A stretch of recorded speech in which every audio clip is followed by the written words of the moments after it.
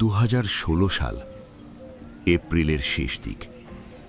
গরম তখন পড়েছে ঠিকই, তবু গ্রামের দিকের হাওয়ায় একটা আলাদা শান্তি থাকে।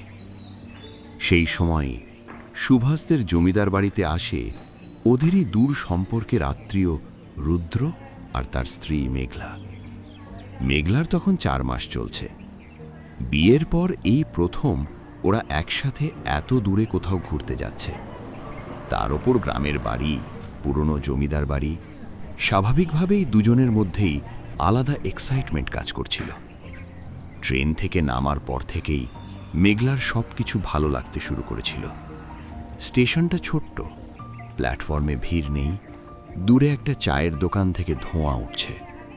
তারপর যখন গাড়ি কাঁচা রাস্তা দিয়ে গ্রামের ভেতরে ঢুকল, মেঘলা জানলার বাইরে তাকিয়ে একদম চুপ হয়ে গেছিল।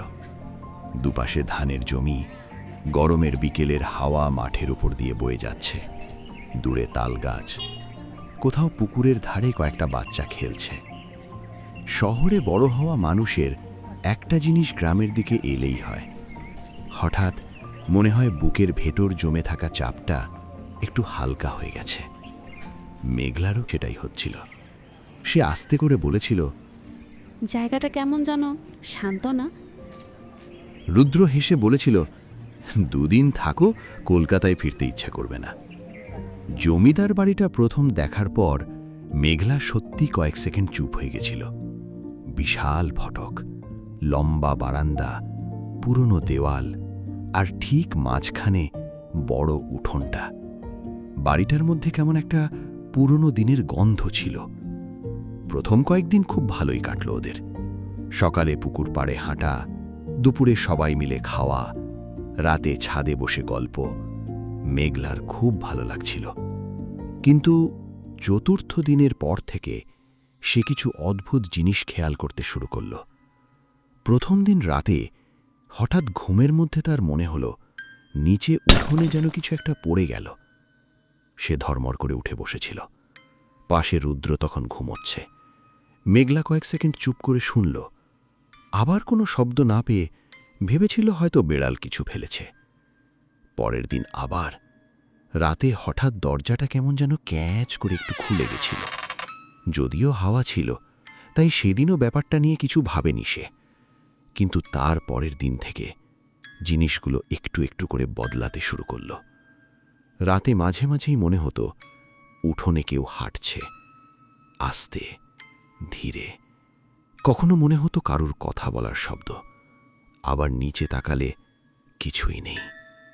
প্রথম 2 দিন মেঘলা কাউকে কিছু বলেনি, নিজেকেই বোঝাচ্ছিল নতুন জায়গা, তাই এসব মনে হচ্ছে। কিন্তু 7ম দিনের রাতে ঘটনাটা ঘটল। সেদিন গভীর রাতে হঠাৎ একটা শব্দে ঘুম ভাঙল মেঘলার। কান্নার শব্দ, একটা মেয়ের কান্না, খুব চাপা নয়, একদম স্পষ্ট।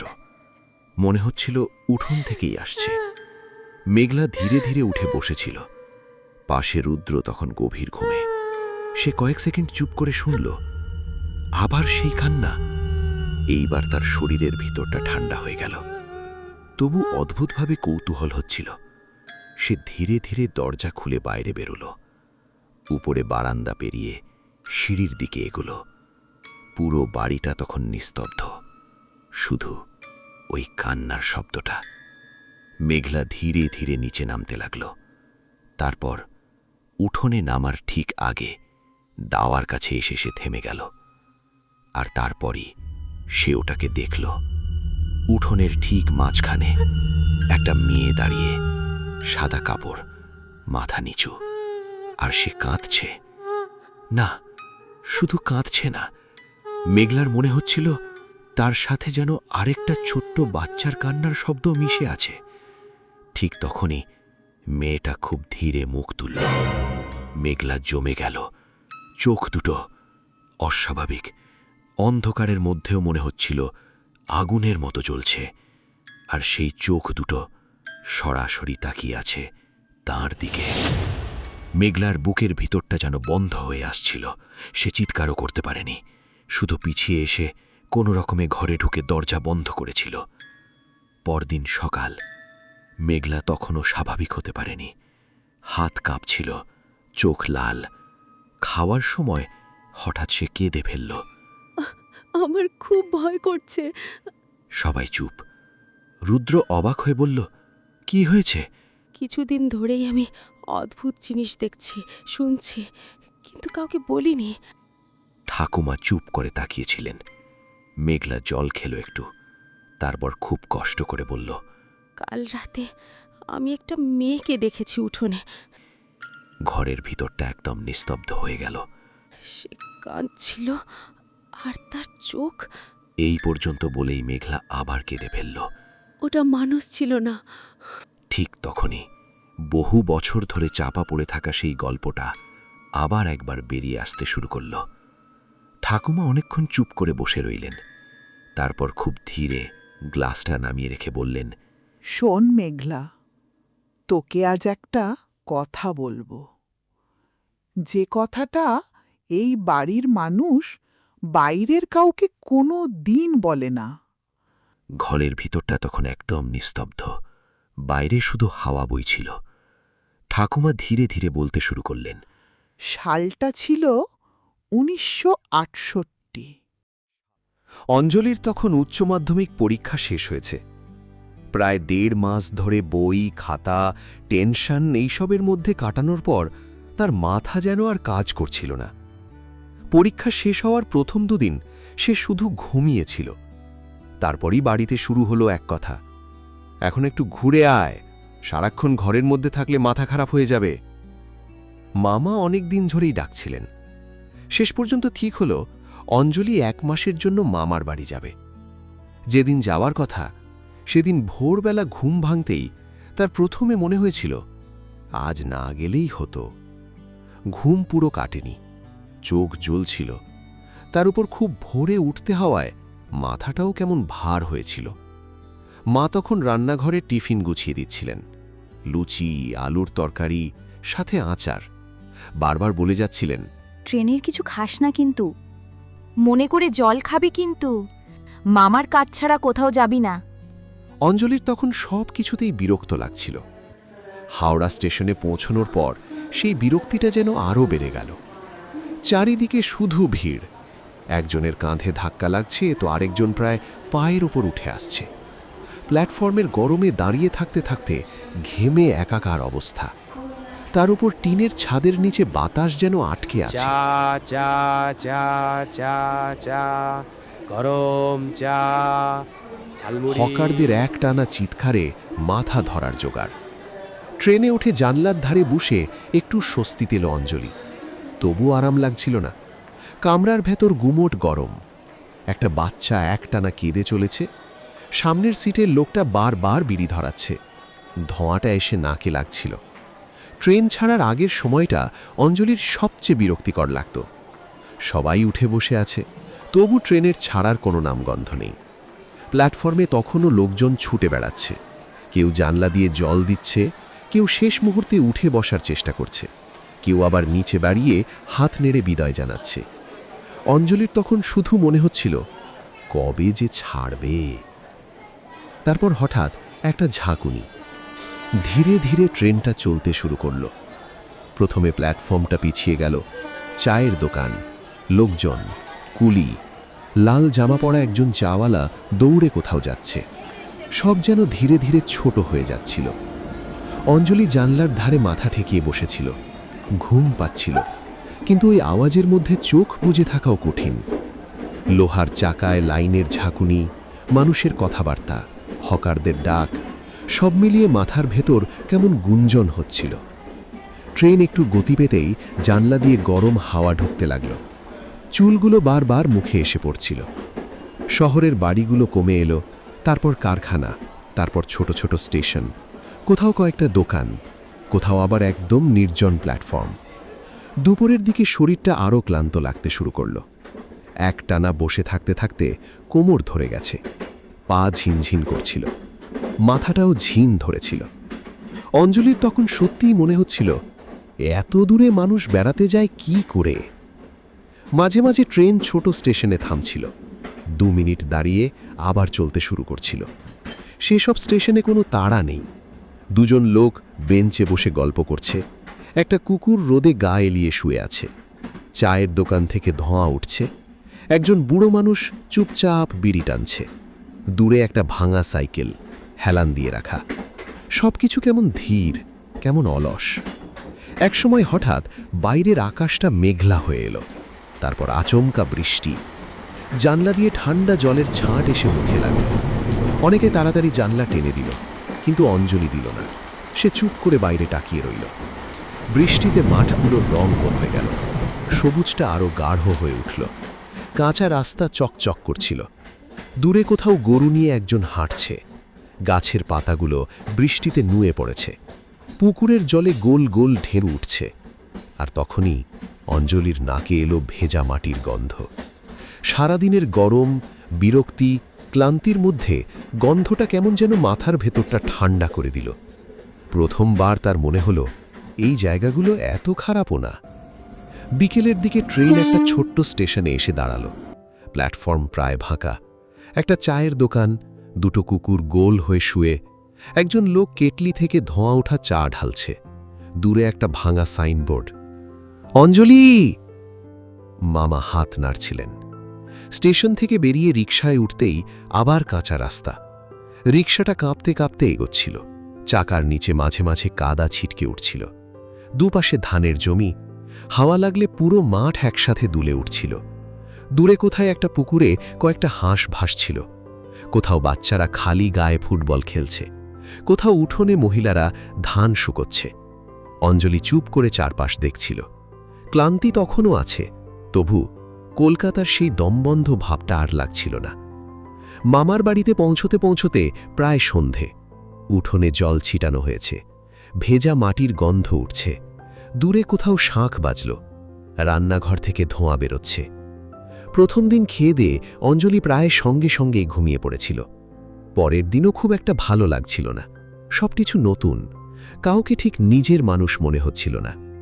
দ্বিতীয় দিনও একই রকম কাটল। পুকুরে নামল, উঠোনে বসল, মামির সাথে গল্প করল, তবু ভিতরে ভিতরে কেমন ফাঁকা লাগছিল। কিন্তু সেদিন বিকেলে ছেলেটাকে দেখার পর অঞ্জলি নিজেও বুঝতে পারেনি ঠিক কি বদলে গেছিল। ছেলেটা তো তাকায়ওনি তার দিকে, কোনো কথা হয়নি। তবু রাতে শুয়ে বারবার সেই দৃশ্যটাই মনে পড়ছিল। সাইকেল নিয়ে চলে যাওয়া একটা ছেলে। নিজেরই বিরক্ত লাগছিল অঞ্জলির। পাগল হয়ে যাচ্ছে নাকি?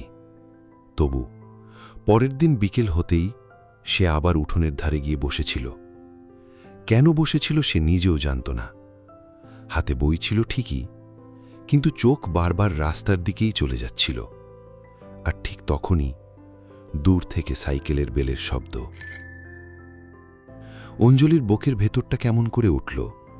ছেলেটা আবার সেই রাস্তা দিয়েই গেল। এইবার 1 সেকেন্ডের জন্য মুখ তুলে তাকালো, তারপর আবার চোখ নামিয়ে চলে গেল। সেই রাতে অঞ্জলির ঘুম আরও কম হল। তার মনে হচ্ছিল কাল বিকেলে আবার যদি আসে। এরপর থেকে ব্যাপারটা অদ্ভুতভাবে অভ্যাস হয়ে গেল। বিকেল হলেই অঞ্জলি উঠোনে বসত। কখনো আম কাটছে, কখনো বই হাতে। আর প্রায় রোজই কোনো না কোনো সময় সুভাষ ওই রাস্তা দিয়ে যেত। প্রথম কয়েকদিন শুধু চোখাচোখি। তারপর একদিন অঞ্জলি পুকুরের ঘাটে বসেছিল, পা জলে ডোবানো। হঠাৎ পেছন থেকে গলা, আপনি কলকাতায় থাকেন? অঞ্জলি চমকে তাকাল। সুভাষ দাঁড়িয়ে, হাতে সাইকেল। অঞ্জলি একটু ইতস্তত করে বলল, হ্যাঁ। কলকাতা খুব ভালো। অঞ্জলি হেসে ফেলল। আপনি যাননি কোনোদিন? সুভাষ মাথা নাড়ল। না। কথা খুব বেশি হয়নি। তবু সেদিন সন্ধ্যায় ঘরে ফেরার সময় অঞ্জলির কেমন যেন ভালো লাগছিল। এরপর থেকে কথা বাড়তে লাগল। কখনো পুকুরের ধারে, কখনো বাজারে যাওয়ার পথে, কখনো বিকেলে মাঠের দিকে রাস্তা দিয়ে হাঁটতে হাঁটতে। সুভাষ খুব কম কথা বলত, কিন্তু অঞ্জলির অদ্ভুত লাগত ছেলেটা মন দিয়ে শুনতে পারে। অঞ্জলি যখন কলকাতার গল্প করত, ট্রামের, ভিড়ের, বড় রাস্তার, সুভাষ চুপ করে শুনত। আর সুভাষ যখন গ্রামের গল্প করত, বর্ষা রাতে পুকুর ভেসে যাওয়া, ধান কাটার সময়ের ভোর, শীতের সকালে খেজুর রস, অঞ্জলির মনে হতো সে যেন অন্য একটা পৃথিবীর গল্প শুনছে। একদিন বিকেলে আকাশটা খুব মেঘলা ছিল, বৃষ্টি নামবে নামবে করছে। অঞ্জলি পুকুর পাড়ে দাঁড়িয়েছিল। ঠিক তখনই সুভাষ এসে বলল, ভিজে যাবেন তো?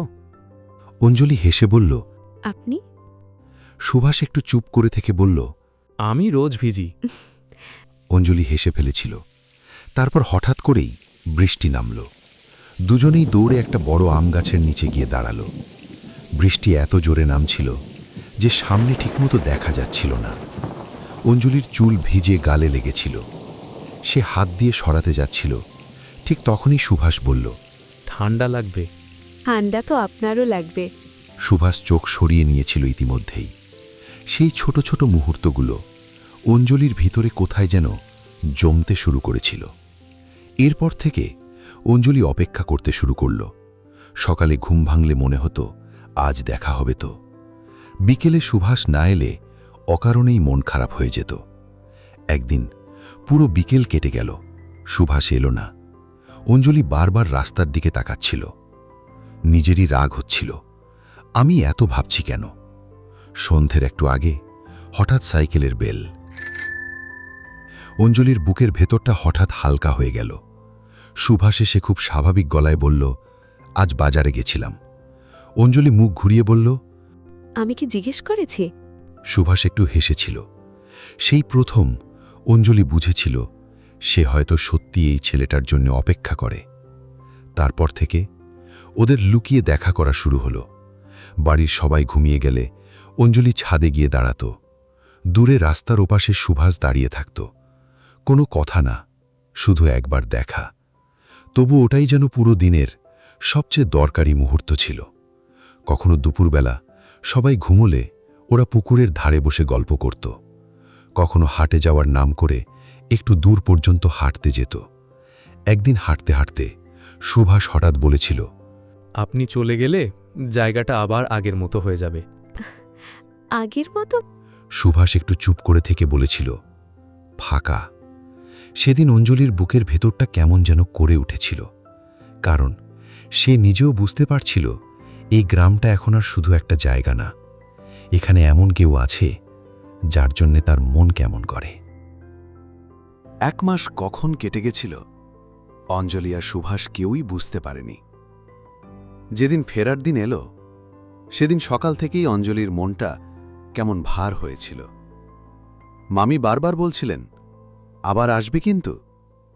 অঞ্জলি শুধু হেসেছিল, কারণ সে জানত সে আবার আসবেই। স্টেশনে যাওয়ার সময় পুরো রাস্তা জুড়ে অঞ্জলি চুপ ছিল।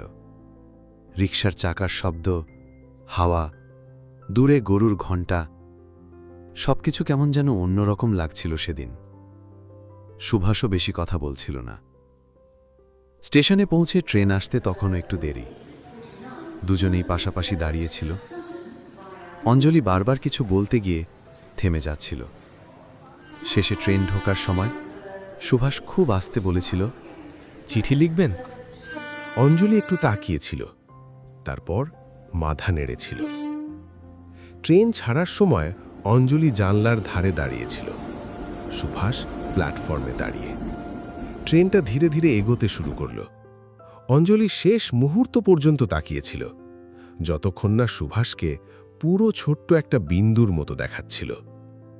কলকাতায় ফিরে আসার পর সব আগের মতোই ছিল।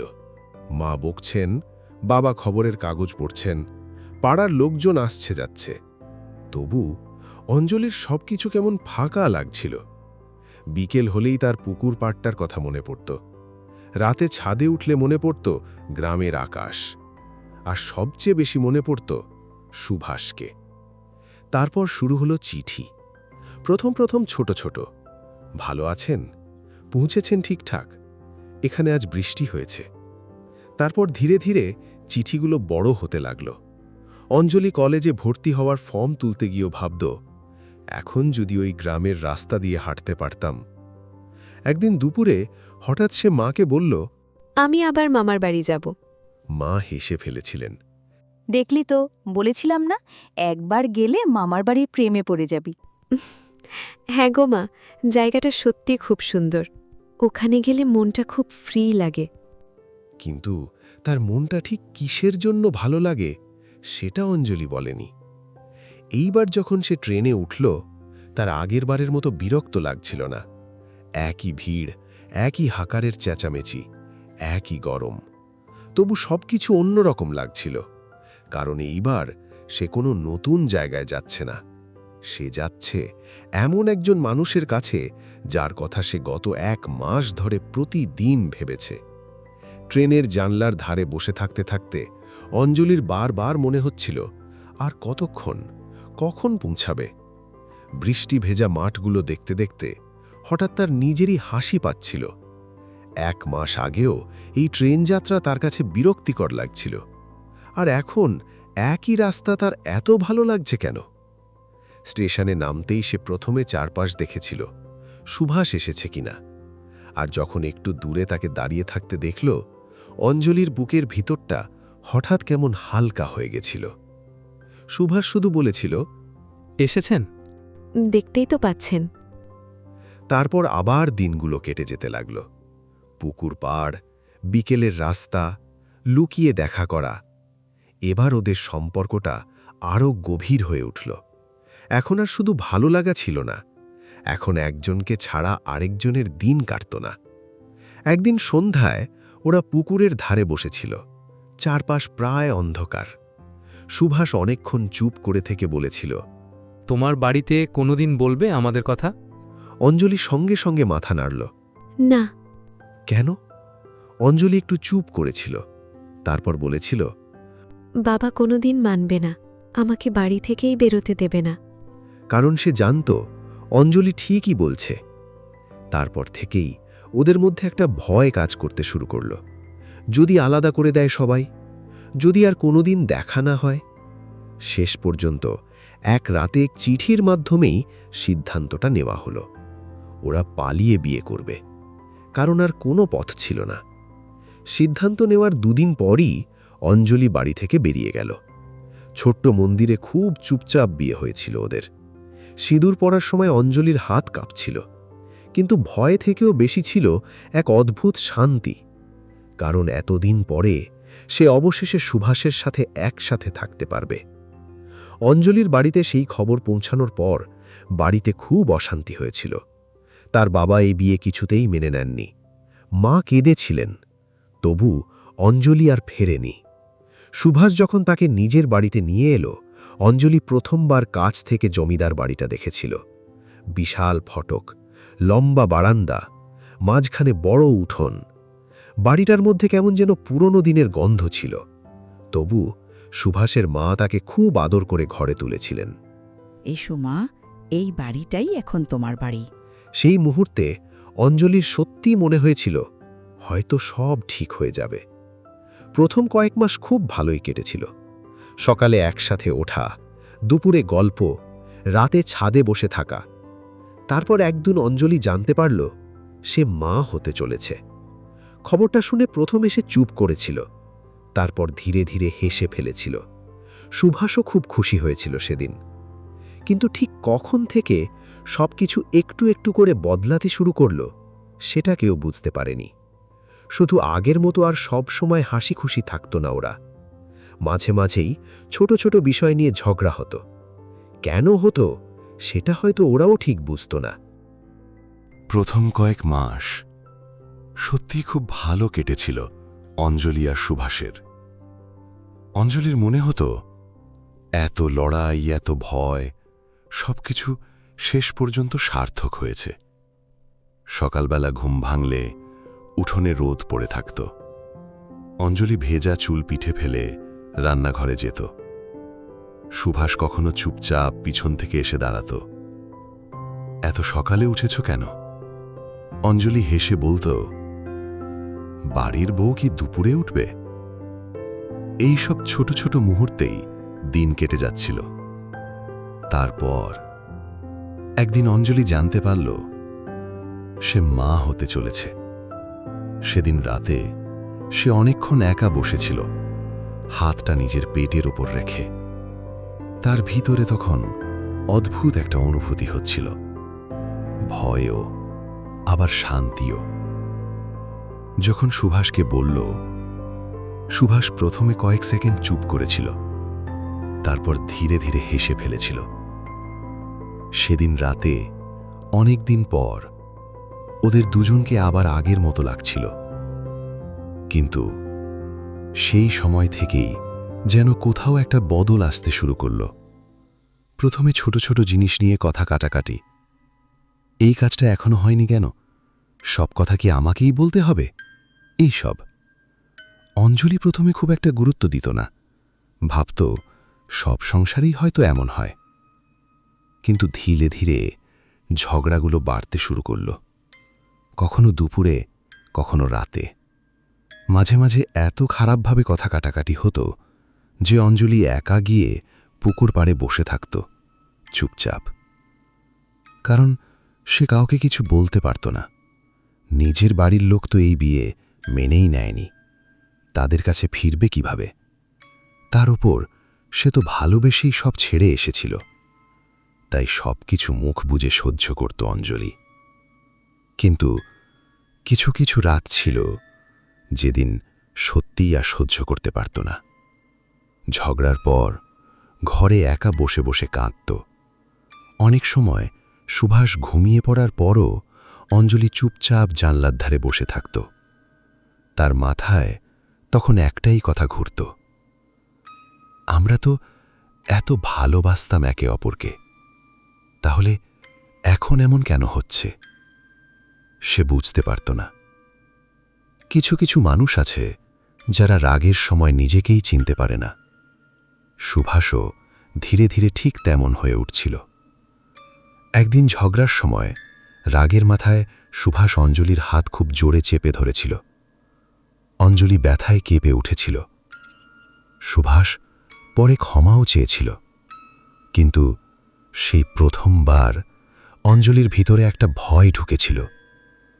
তারপর থেকে মাঝে মাঝেই সুভাষ রেগে যেত, কখনো জিনিসপত্র ছুঁড়ে ফেলত, কখনো চিৎকার করত, আর একাধবার অঞ্জলির গায়েও হাত তুলেছিল। বাড়ির লোকজন সব জানত। সুভাষের মা অনেকবার থামানোর চেষ্টা করেছিলেন, কিন্তু অদ্ভুতভাবে ঝগড়াগুলো যেন দিন দিন আরও খারাপ হচ্ছিল। অঞ্জলি তখন সন্তান সম্ভবা, তবু এই অশান্তি থামছিল না। দিনের পর দিন চাপা কান্না, অপমান, ভয় সব জমতে জমতে অঞ্জলির ভিতরটা যেন ধীরে ধীরে ভেঙে যাচ্ছিল। একদিন রাতে খুব ঝগড়া হয়েছিল। সেই রাতে ঠিক কি হয়েছিল সেটা কেউ কোনোদিন পুরো জানেনি। শুধু শোনা যায় অনেক রাত পর্যন্ত ওদের ঘর থেকে চিৎকারের শব্দ এসেছিল। তারপর হঠাৎ সব চুপ। গভীর রাত, পুরো বাড়ি নিস্তব্ধ। সুভাষের মনে হয়েছিল অঞ্জলি হয়তো রাগ করে বাইরে গিয়ে উঠোনে বসে আছে, কারণ ঝগড়ার পর এমনটা আগেও হয়েছে, তাই সে আর বাইরে যায়নি। কিন্তু পরদিন ভোরে পুরো বাড়িটা কেঁপে উঠেছিল একটা চিৎকারে। তারপর এক এক করে পুরো পাড়া জড়ো হতে শুরু করল জমিদার বাড়ির উঠোনে। সেদিন সকালের সেই দৃশ্য যারা দেখেছিল তারা কেউ কোনোদিন ভুলতে পারেনি। অঞ্জলি তখন আর বেঁচে নেই, তার সাথে শেষ হয়ে গেছিল আরও একটা প্রাণ, যে তখনও পৃথিবীর আলোই দেখেনি। অঞ্জলির মৃত্যুর পর প্রথম কয়েকদিন পুরো জমিদার বাড়িটা যেন শ্মশানের মতো হয়ে গেছিল। সন্ধে নামলেই সবাই দরজা বন্ধ করে দিত। রাতে উঠোনে কেউ নামত না। সুভাষের মা প্রায়ই ঠাকুর ঘরে বসে কাঁদতেন, আর সুভাষ, সে ধীরে ধীরে একদম চুপচাপ হয়ে গেছিল। কিন্তু আসল ভয়টা শুরু হয়েছিল তারও কিছুদিন পরে। প্রথমে ছোট ছোট জিনিস, গভীর রাতে উঠোনের দিক থেকে বাসন ঘষার শব্দ,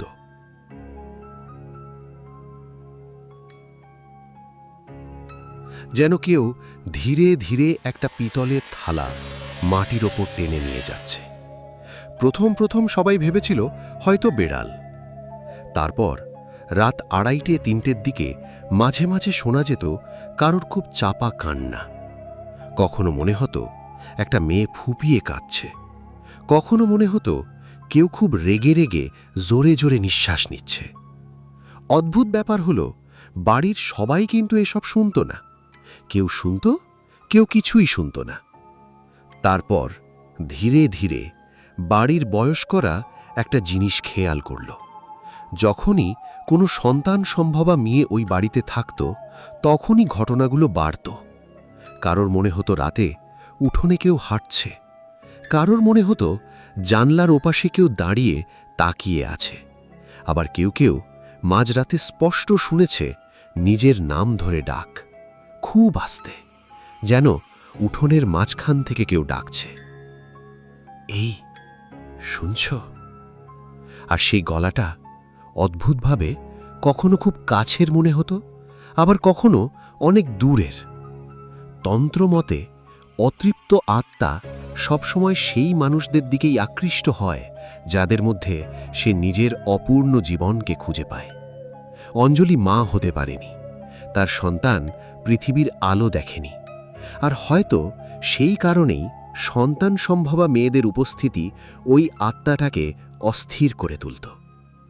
ধীরে ধীরে জমিদার বাড়ির ভেতরে একটা অলিখিত নিয়ম তৈরি হয়ে গেল। রাত গভীর হলে, বিশেষ করে যদি বাড়িতে কোনো পোঁয়াতি মেয়ে থাকে, তাহলে কেউ উঠোনের দিকে যেত না। কিন্তু সবচেয়ে অদ্ভুত ব্যাপারটা ছিল অন্য। বাড়ির সবাই সব জানত, তারা জানত এই বাড়িতে কিছু একটা আছে, তবু কেউ কোনোদিন বাইরের কাউকে কিছু বলতো না। কারণ যতবার কেউ বলেছে, ততবারই নাকি অশান্তি আরও বেড়েছে। তাই নতুন কেউ বাড়িতে এলে সবাই এমনভাবে আচরণ করত যেন কিছুই হয়নি কোনোদিন। কেউ যদি রাতে কোনো শব্দ শুনে ভয় পেয়ে বলতো, কাল রাতে মনে হলো উঠোনে কেউ হাঁটছিল, তখন বাড়ির বড়রা হেসে উড়িয়ে দিত, ধর পাগলি, আমরা এতদিন আছি, কিছু শুনিনি তো। কেউ যদি বলতো, জানলার ধারে যেন একটা ছায়া দেখলাম, সঙ্গে সঙ্গে উত্তর আসত, আরে কেউ বাথরুমে উঠেছিল, হয়তো ঠিক দেখিসনি। কেউ যদি বলতো, মনে হলো একটা বাচ্চা কাঁদছিল, তখন বলা হতো, ওই তো পাশের বাড়ির বেড়ালগুলো রাতে ডাকাডাকি করে। ধীরে ধীরে যারা ভয় পেত, তারা নিজেরাই নিজেদের বোঝাতে শুরু করত যে হয়তো সত্যিই মনের ভুল। কিন্তু একটা জিনিস কেউ খেয়াল করত না, যারা ওই শব্দগুলো শুনত তাদের প্রায় সবাই ছিল সন্তান সম্ভবা, আর তারা সবাই একই কথা বলত। রাত যত গভীর হতো, উঠোনটার দিকে তাকালে মনে হতো ওখানে কেউ দাঁড়িয়ে আছে, অন্ধকারের মধ্যে, চুপচাপ, কারোর অপেক্ষায়।